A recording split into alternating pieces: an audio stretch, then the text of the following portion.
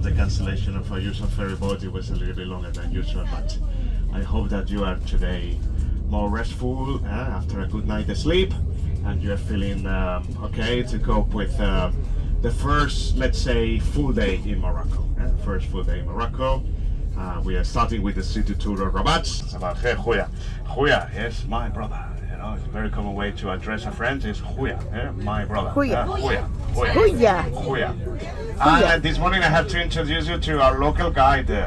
He is going to show us around the highlights of this beautiful city. Rabat is our Rabati. No, it's not a rabbit. Remember, it's our Rabati. Brahim, let's clap our hands for him, please, Brahim. To all of you. So today we'll start our tour of the city of Rabat at the Kasbah of Ludeya, which is an old 12th century stronghold that is built on the highest point of the city of Rabat. After that, you will transition to the Royal Palace of Rabat, which is the official administrative residence of the kings of Morocco. We will not be going into the Royal Villa, which is kind of see it from the outside in what we call the Mishwar, which is just an empty place or a plaza in front of the main Royal Villa.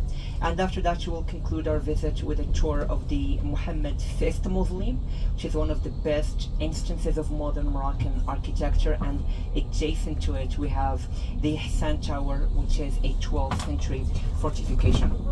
Okay, so on our way to the Kasbah, you can guys see that Rabat is very all of these plants and grass alive. Here to our right, we can see the Bourgreg river. It's the 8th biggest river in Morocco, around 240 kilometers, and it comes all the way from the Mid-Atlas Mountains and pours into the Atlantic Ocean. So the first 25 kilometers is salty, then it gets brackish, after that it gets fresh. And the fresh part of it is used for potable water as well as irrigation. And everything that we can see on the other bank of the river, that's a different city. It's called Saleh. Saleh. And Saleh is almost as old as the city of Rabat.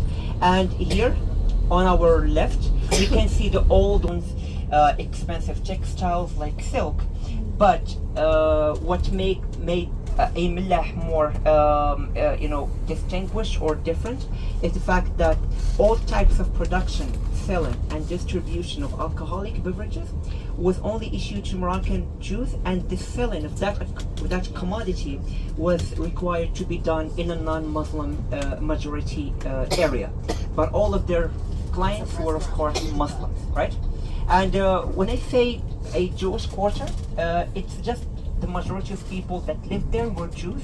Still, Muslims lived there in the same way Jews lived in Muslim quarters.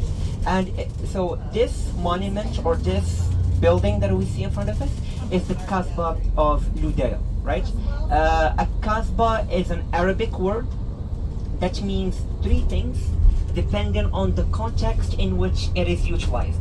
So, Kasbah, which is the right pronunciation, means bamboo tree.